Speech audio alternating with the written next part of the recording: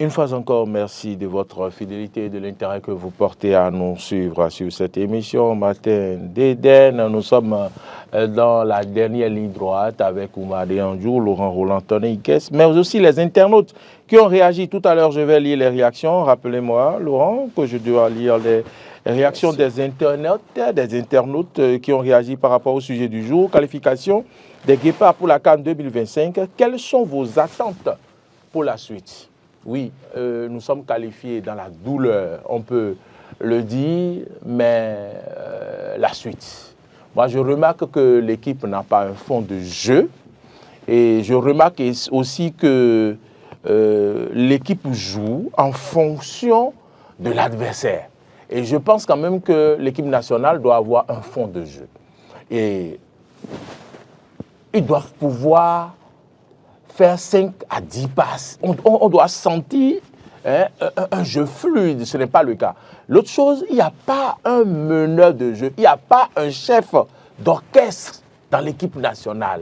Il n'y a pas quelqu'un de la trempe de Stéphane Sessegnon, quelqu'un qui est le chef d'orchestre, qui est au milieu du terrain, qui prend le ballon, qui ose, qui dribble, qui fait les ouvertures et qui remet le ballon. On ne sent pas ce chef d'orchestre-là. Et je pense que nous avons un an pour préparer donc la CAN. Et selon moi, c'est ce travail-là qui est à faire. Oumar Deandjou, je ne sais pas si vous êtes de mon avis.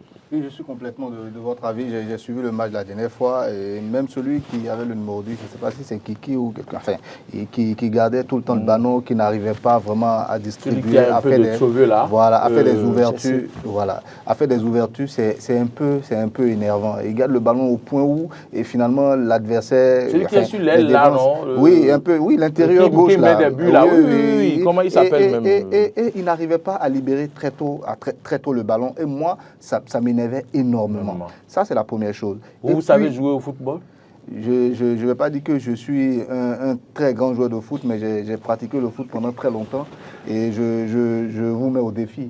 Je sais que vous savez très bien organiser un match. Non. Ce n'était pas pour que vous me mettez au défi que je vous ai posé la question. D'accord. C'était pour voir si vous êtes à même d'apprécier vraiment les choses. Puisque quand vous dites que vous vous énervez. J'aime le foot, mais par contre, j'ai joué beaucoup plus le basket parce que bon, nous sommes les enfants, on va dire, la génération. Je ne suis pas né en 90, mais c'est là où nous, la génération basket, voilà, où il fallait porter les grosses culottes, les trucs les là. Air Jordan. Avant, vous appartenez à cette génération? Oui, j'ai fait championnat poussin, minime, toutes ces choses-là.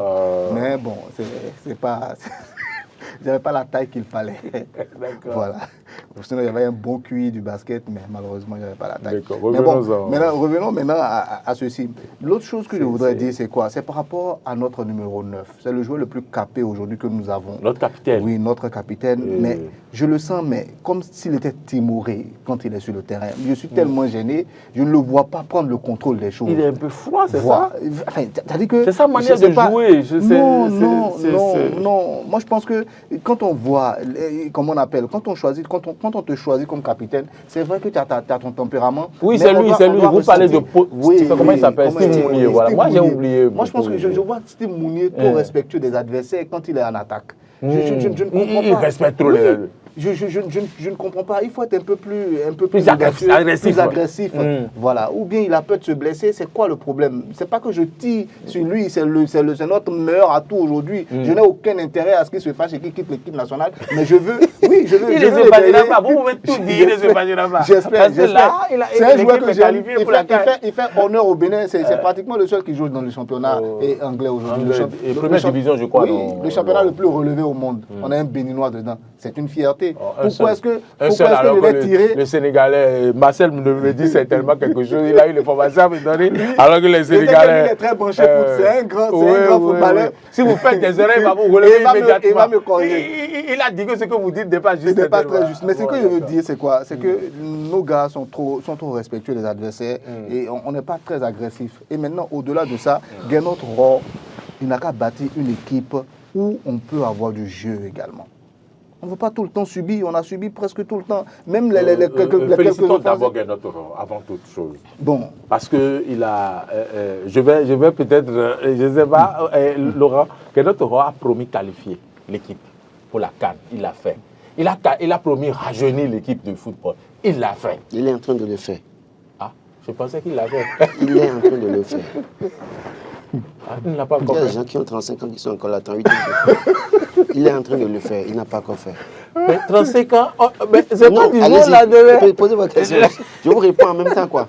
Je m'arrête là d'abord. Bon, Je m'arrête alors, là d'abord. je vous dis clairement que oui, Gernot Rohr, aujourd'hui, patriote, oui, nous sommes fiers de ce que notre équipe est qualifiée pour la CAN 2025 au Maroc.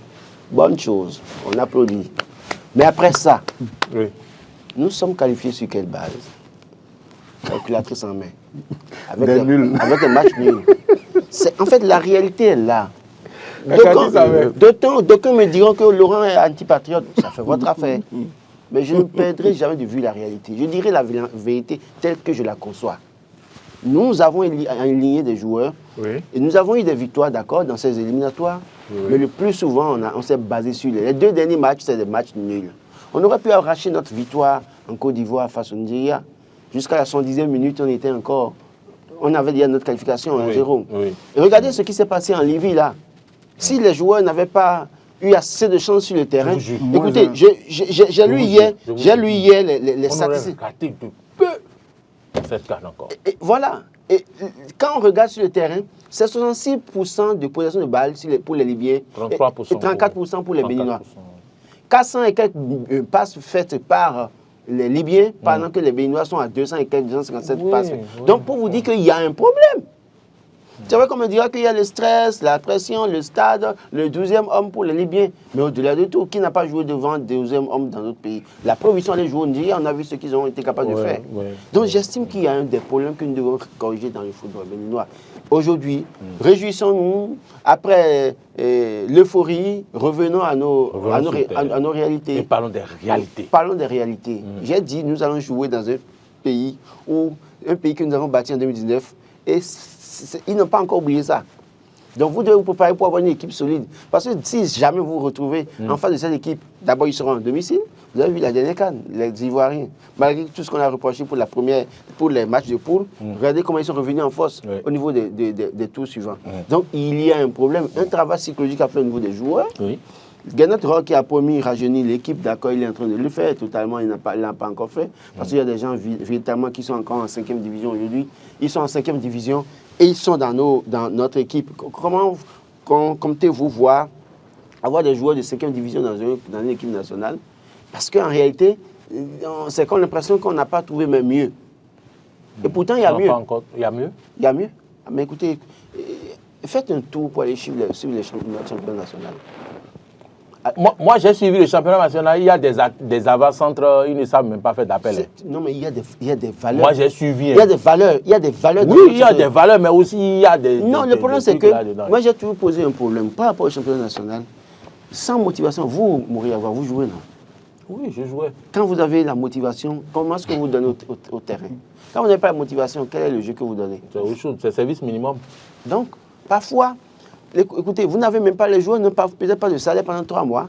Bon, et maintenant, vous voulez qu'ils aillent se donner pour faire une crise sur le terrain comme Fouet, et pour être une perte pour leur famille?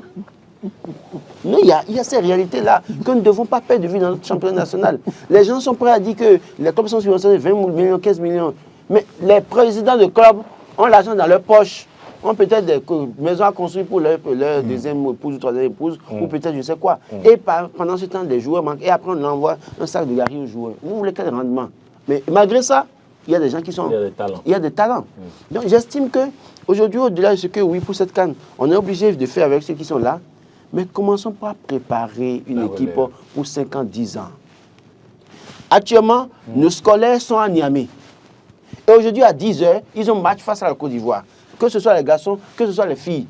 20 minutes, 2 fois, 10 minutes de pause. À l'heure où je vous parle, ils sont à Niamey. Ils vont jouer face à la Côte d'Ivoire. J'ai vu ça passer. Mais c'est une fois B ou quelque chose comme ça. Oui. Mais les jeunes sont allés en Tanzanie, je sais quoi, l'année passée. Ils sont allés en Chine. Ils sont revenus. Saint-Rita, non? Saint-Rita. Quand ils sont rentrés là, les joueurs qui ont fait ces merveilles-là, ces prouesses-là, la grande partie sont où? Ah, il y a quelqu'un qui est déjà allé. Est-ce qu'on les a envoyés dans les centres de formation de la fédération? Pas encore. Est-ce que vous avez l'information? Moi, je pense que quand même on a une direction technique. Bonjour, oui, bonjour, amis téléspectateurs. Oui, bonjour le plateau. Bonjour, Madame Rachel. Oui. Comment Monsieur allez-vous? Roland ne voulait pas laisser la parole pour qu'on intervienne. Il a déjà laissé. J'ai déjà laissé, Madame Rachel. Ok, qualification de départ. Au fait, c'est une bonne chose, mais ce n'est pas encore ça. Ce n'est pas encore ça. Ils n'ont qu'à retrouver Tadeur. Parce que ce qu'ils ont joué le jour là, ils sont en train de jouer comme si c'était un match amical. Ils étaient montés sur le terrain, franchement. Et leur entraîneur, ils ont encore du pain sur la planche. Parce que je me rappelle, c'était en 2012, nous sommes partis jusqu'à quart de finale. Et on s'est retourné. Donc pour que les mêmes erreurs ne reprennent plus là, ils n'ont qu'à retrouver Tadeur. Merci. Surtout leur entraîneur là. Il s'appelle Gernot Rohr. Pardon? Il s'appelle Gernot Rohr. En tout cas, quoi qu'on soit son nom là, ils n'ont qu'à retrouver Tadeur. Comme disait mon papa, je ne peux pas avoir AVC à cause de Kepa. Ah oui, malheureusement. Merci beaucoup. Madame Rachel, merci pour votre participation à cette émission. La dernière phrase là, je vais vous dire, moi aussi je le dis souvent, mais quand ça commence, tu as ton côté patriote prend le dessus et tu commences à suivre le match. Et finalement, tu n'es pas loin de la maison là, quoi, je vous assure. Regardez ce qui s'est passé les dernières minutes de ce match là. Les dernières minutes, moins eux, il y a eu un but que sur un corner ou bien un coup franc là, juste à côté. Oui. Même le gardien déjà avait attaqué sa tête. Le gardien même attaqué sa tête. Voilà. Et ça c'est énervant. Même le but que rate, comment on appelle, Mounier, face à face au gardien. Il tire, intime, c'est comme si c'était un bébé de 3 ans qui a tiré. Excusez-moi, toutes mes excuses aux téléspectateurs. Même si le gardien a touché, mais regardez le tir. Non, il y a un problème. Donc moi je dis, il n'y a pas de fond de jeu d'abord. Ça c'est la première des choses. On a une équipe plutôt défensive. Moi je ne sais pas, une équipe ne peut pas se propulser vers l'avant, c'est qu'il y a un problème. Donc il faut voir les attaquants qu'il faut. Et puis de l'autre côté, mais est-ce qu'on a une vraie direction technique aujourd'hui? Oui, on a tout, on a tout. Voilà. Cette direction technique-là existe. Quel est le travail qu'ils font en amont pour mettre à la disposition du coach, pour mettre à la disposition de ce manager-là les joueurs qu'il faut? Parce que lui, il doit normalement leur adresser des demandes. Voilà. Vous pouvez nous appeler au 48 52 94 02 pour intervenir avec voilà les joueurs dont j'ai besoin. J'ai besoin d'un milieu de terrain performant. Proposez-moi 2-3 jeunes comment on appelle, au niveau de la direction technique. Est-ce que ça fonctionne comme ça réellement? Parce que dans tous les pays, ça fonctionne comme ça. Au point où les entraîneurs expatriés comprennent, ils vont dans les endroits où ça fonctionne. Ils sont obligés d'aller chercher des binationaux qui sont peut-être en Europe. Et donc, quelquefois, ça nous agace, mais ils sont obligés. Et ils sont obligés parce que peut-être tout le dispositif n'est pas en place, le système n'est pas encore vraiment huilé chez nous. Donc ils sont obligés d'aller chercher ailleurs où ils ont la possibilité. Il suffit de demander simplement dans leur culture, est-ce qu'il y a un binational, un béninois qui est là et voilà, qui a eu le parcours normal, qui a été formé. Parce qu'aujourd'hui le football, quel que soit ce qu'on dit, c'est pratiquement une science. Hein. Ça s'apprend, hein, oui. Oui. Au-delà du talent, une fois que le talent est là, il faut le peaufiner. Tu peux savoir jouer au petit camp dans le quartier et arriver sur le grand terrain, tu seras complètement bleu. Hein. Oui. Voilà. Donc, moi, je pense que c'est essentiel. Si on a des talents, il faut les mettre dans le bon cursus. Il faut leur apprendre les bases du football. Ça s'apprend aujourd'hui. Au-delà du talent, on apprend également les enfants de Saint-Rita. Oui, c'est ceux qu'on doit récupérer normalement. Moi, même au début de comment on appelle, je crois que c'était sous pardon Laurent, au moment de comment on appelle du président Yahi. Mais je pense qu'on a envoyé des gens au Brésil, deux fois, non, deux promotions. Il y a deux qui sont, on a eu il y a deux qui sont détachés. Il y a deux qui sont détachés du lot, qui sont en train de toujours jouer pour le Bénin actuellement. Ils sont dans l'équipe nationale là maintenant. Oui, il y a un Ouourou qui avait joué avec les Guépards. Je crois qu'il avait joué aussi pour les Guépards locaux. Il y a quelqu'un qui est en ligne. Laurent, il faut recevoir. Oui, bonjour monsieur. Oui, bonjour. Comment vous allez? Ça va bien, nous avons l'honneur à qui et vous nous appelez d'où s'il vous plaît? Oui, je vous appelle depuis Calavi, c'est Amos Kola de Kwenou. Monsieur Kwenou, bonjour et bienvenue. Bonjour. Bonjour monsieur Kwenou. Je suis en direct sur Eden TV actuellement, j'espère. Bien sûr, et vous êtes en direct déjà avec nous au plateau. Oui, monsieur Moril, je vous salue. Hein. Bonjour monsieur. Pouvez-nous... Mon sportif avéré. Je dis bonjour aux invités. Bonjour, monsieur. La qualification des Guépards pour la CAN 2011. C'est une histoire. Hein? C'est une grande histoire. Vraiment. Vous avez parlé un peu de leur parcours, de ce qu'est l'équipe nationale aujourd'hui. Je pense quand même que nous avons fait du chemin. Et aujourd'hui, on ne peut pas dire que l'équipe est la même qu'il y a 10 ans, il y a 15 ans. C'est pas faux. On a senti l'évolution au niveau de cette équipe. Ouais. C'est vrai, le public béninois est, comment on dit, est très très Exigeant. en résultat. On se dit qu'il y a beaucoup de fonds qui vont du moins vers les Guépards. Il faudrait quand même qu'ils donnent les résultats qu'il faut. Et c'est vrai quand Vous avez même. entendu tout à l'heure, vous avez parlé du fond de jeu. Le fond de jeu est fait en fonction des joueurs qui sont disponibles. Et M. Moril a parlé tout à l'heure d'un meneur de jeu. Nous n'en avons pas aujourd'hui. Nous n'en avons pas. Et nous en avons besoin. Parce qu'aujourd'hui, moi, Amos, on a besoin de voir notre équipe jouer, faire des passes. C'est ça. Aujourd'hui, on ne peut pas risquer de le faire parce que le sélectionneur Gernot Rohr fait avec ce qu'il a en ce moment. C'est vrai que ce n'est pas facile, mais dans la douleur, nous avons eu cette qualification. C'est historique. Maintenant, qu'est-ce qu'il faut faire? Est-ce qu'il faut reprendre encore le travail au moment où la qualification est là? Non. Il faut faire avec ce qui est là. Il faut travailler avec ces jeunes-là. Moi, je suis d'accord pour quand même qu'on fasse venir les jeunes du championnat et autres. Mais il faut aussi travailler sur la durée. Oui. Et j'ai suivi monsieur Oumar. Oumar. Et monsieur Oumar tout à l'heure. Il dit, aujourd'hui, on a des jeunes qui travaillent très, très, très bien. Est-ce que le sélectionneur a le temps d'aller voir pour cela? Est-ce que le sélectionneur envoie ses collaborateurs voir ces jeunes-là qui travaillent? Je précise qu'il est souvent au stade pour les championnats. Monsieur Renou, je précise que le sélectionneur est souvent au terrain pour suivre les matchs du championnat national. Et c'est ça qui lui permet parfois même de détecter certains. Il n'a pas entendu. Monsieur Renou, je précise que parfois, Gernot Rohr est au stade pour suivre le championnat national et ça lui permet même de détecter. Il le fait. C'est vrai que. Mais il y a déjà des agents qui peuvent le faire. Les chocs du moment. Oui. Oui, allez-y. Oui, il suit les chocs du moment. Il ne suit pas. Bon, c'est vrai qu'il ne peut pas être partout à la fois. Oui. Maintenant, est-ce qu'il y a des collaborateurs qui vont voir, qui vont suivre les autres matchs? Il y a des bons joueurs aussi. Il joue. Il n'est pas partout à la fois, je suis d'accord. Mais ses collaborateurs, quand Loto Popo et Bibou Bangou doivent jouer, il est là. Parce que c'est les clubs phares du moment. Oui. Dans les autres clubs aussi, il y a de bons joueurs. Oui, Loto Popo, est-ce qu'il y a des collaborateurs qui vont suivre ces matchs-là? Non, je dis non. Ils ne sont pas partout, je suis d'accord, mais il y a des joueurs. Par exemple, quand je prends Asbo, oui. Ce club de la vallée de Lomé. Ils ont beaucoup de talent. Je ne dirais pas beaucoup, mais il y a 2 ou 3 talents dans ce club-là. Est-ce que le sélectionneur a la chance d'aller suivre des matchs de Asbo? C'est vrai. Je dis non, je ne l'ai jamais vu là. Est-ce que le sélectionneur va suivre les matchs des Dragons? Et il y a aussi Takouné qui a au moins l'année passée 2 à 3 talents, malheureusement, et qu'on n'avait pas pris en compte. Ce n'est pas forcément aller chercher les internationaux.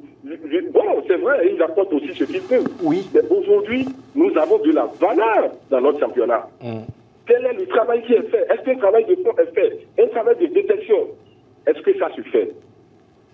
Moi, je demanderais quand même au staff technique de voir vraiment dans ce sens. Quand on parle d'Imran aujourd'hui, le second jeune là, c'est dans le championnat. Oui. National que ces deux-là ont sorti la tête de l'eau. Mais il y a d'autres. Il y a Romari Kamoussou. Merci, Romari Kamoussou. Qui a fait Takouné. Voilà encore un jeune, je ne sais pas ce qui se passe. On a du mal à lui faire appel. Il y a un problème là. Ou bien il y a des concessions qui se font, dont le petit n'est pas preneur. Bon, je ne sais pas. Il faut. Monsieur Romari Kamoussou dont on parle. Mais attendez, je ne sais pas si vous avez regardé certains de ces matchs. Oui, il joue pour la SEC Mimosa. La dernière fois, il a marqué un but et l'entraîneur. Ah, il joue pour la SEC? Et la dernière fois, il a marqué un but, l'entraîneur était même stupéfait quand il a marqué le but de la tête. Pourquoi on ne fait pas appel à ce petit? Donc, je vous pose la question. Est-ce que vous avez eu raison? On va se renseigner. Il était aligné face au Nigeria. Il était sélectionné face au Nigeria. Bon. Il y a des cas qui sont là. Il y a des jeunes là. Faisons-leur appel. Faisons-leur confiance. Ils ont juste besoin qu'on ait confiance en eux. Je ne sais pas si vous avez eu la chance de voir M. Maurice Lagua sur un terrain. Moi, je ne peux plus jouer, monsieur Gwenou. Je suis quand même son coach. C'est mon coach qui est à côté. Moi, je ne peux plus jouer, c'est fini. Sinon, moi, au milieu de terrain, vous allez prendre la Coupe d'Afrique. Hein. Bon, bref, c'est pour dire quand même que c'est vrai, nous sommes qualifiés, on est content. C'est la nation, toute une nation qui est fière de cette équipe. Mais je voudrais quand même qu'un travail soit fait de fond en comble. Nous avons de la valeur, nous avons des joueurs chez nous. Hein? Et quand vous allez sur des terrains de foot, souvent les week-ends pour le championnat, vous vous demandez, mais tout ça là se trouve au Bénin. C'est une question qu'on se pose. Maintenant, il faut que les techniciens envoient ses collaborateurs suivre ces matchs-là. Faire des questions. On n'a pas besoin forcément. Il y a, par exemple, en Côte d'Ivoire, il y a quelque chose qui se passe. Je ne sais pas pourquoi on ne le fait pas chez nous. Et en un mois, on fait le staff technique, fait appel à certains joueurs, ils font des rassemblements, ils font des travaux. Est-ce qu'on a une direction technique qui marche véritablement? Vous l'avez dit, c'est ça. Aujourd'hui, on ne doit pas attendre les clubs internationales avant de faire appel à certains jeunes, travailler avec eux, voir si effectivement ils sont... Il a fait, non? Donc, voilà, c'est des propositions. Ils n'ont qu'à faire des propositions au ministère, ou je ne sais pas. Les moyens sont là, je crois. Maintenant, il faut que le travail suive. Bon, je ne vais pas trop monopoliser la parole. Merci infiniment pour votre contribution, M. Gwenou. Appelez-nous souvent. Je vais rapidement lire les réactions. Sinon, David Arissou dit que ça n'a pas été facile. Hein. Ils étaient totalement contre notre pays. Mais Dieu a fait son merveille pour la qualification. Gédéon Vivien Arré-Renault, le Bénin est vraiment qualifié pour la CAN et le pays est silencieux comme ça. Rien, absolument rien. Même Sobebra n'a pas organisé carnaval, 3 billets à 1000 francs. Hein. Vous êtes sûr que nous sommes qualifiés? On va se saouler avant la CAN. J'ai un peu de doute sur cette qualification. Le pays est trop silencieux. Regardez dans le passé et revivez-nous les qualifications passées, vous allez comprendre. David Arissou, Bénin Eden TV, l'équipe doit avoir une concentration professionnelle pour la CAN. Ils doivent améliorer leur système de jeu par rapport à l'avant. Et on n'a pas d'attaquant, hein. Je pense que vous l'avez remarqué, on n'a pas de buteur, on n'a pas de buteur, on n'a pas de chasseur de but. Il est trop timoré. Alors, soyons, Gédéon Vivien, Arré-Renault, c'est toujours lui, non, c'est pas lui. Alors, soyons réalistes, hein, l'équipe qui se qualifie difficilement, je ne crois pas qu'ils feront une bonne prestation durant cette CAN qui s'annonce. Ne soyons pas trop rêveurs, mais s'ils décident de leur fort intérieur de nous faire rêver grand, ils le feront. Alors, Adja le douceur, Bénin, il faut qu'ils s'entraînent encore plus, sinon tous les efforts tomberont à l'eau. Eric Dansou, amélioration de l'attaque. Émile, il a parlé de l'amélioration de l'attaque. Florent Deguenon, pour le moment, je préfère me taire d'abord. Et puis, O.C. Achille dit, c'est bien. Une dernière lecture, avant de vous passer la parole, Laurent. Yevosa Serge, avec peur et espoir, mais une fois que l'arbitre a sifflé la fin, je me suis mis à crier de joie pour notre qualification. Voilà, une seconde. Il y a l'autre qui a rectifié quelque chose tout à l'heure. Je disais une bêtise. Mounier ne joue pas en première ligue, mais il joue plutôt dans le championnat allemand, première division à Augsbourg. Voilà. Oui. C'est important, il joue dans un grand championnat. Dans un grand championnat, mais il est arrivé ici. Merci à Marcel Yedo qui suit tout de près, qui même pratiquement suit les matchs. D'abord, je voudrais préciser quand même que... Il ne nous reste que 2 minutes. Romari avait été sélectionné face au Nigeria, mais également pour la Libye également. Ah, d'accord. Oui, c'est vrai que l'année passée, il était meilleur. Et c'était étonnant parce qu'une liste sortie de Gernot Roy n'était pas sur la liste. Okay. Il y avait un tollé de la part des journalistes sportifs et tout le monde. Et puis ça a été corrigé. Et il a joué maintenant. Est-ce qu'il a joué les matchs?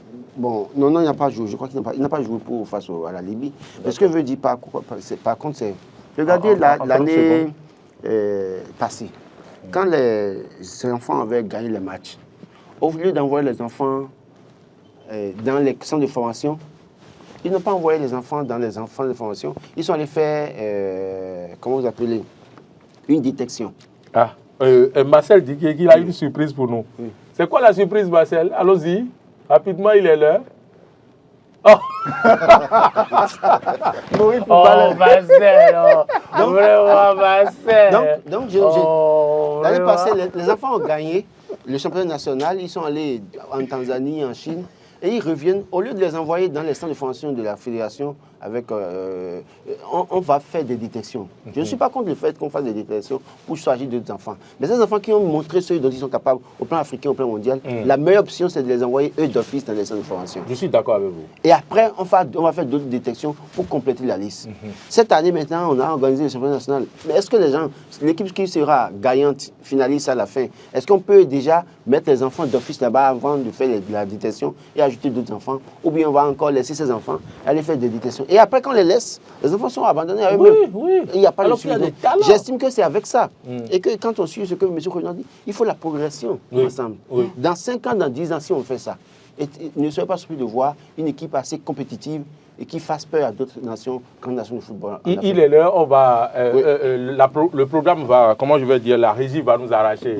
Eh bien, merci en 2 secondes, sinon on va nous... Non, c'est bon, il n'y a plus rien à dire. Espérons qu'ils ne vont pas aller là-bas faire piètre figure. Il faut bien se préparer et avoir une bonne équipe. Merci Omar, merci Laurent, merci à tous ceux qui nous ont suivis aujourd'hui de partout dans le monde, Washington DC, au Canada. Merci à Marcel Yedo qui a été très inspiré au cours de cette émission. Merci pour les images, merci pour les surprises. Je n'oublie pas Gérard. Merci Gérard Moussa. Et bonne suite de nos programmes. Retrouvez-moi à 13h, Carole Laye à 19h. Bonne journée à toutes et à tous.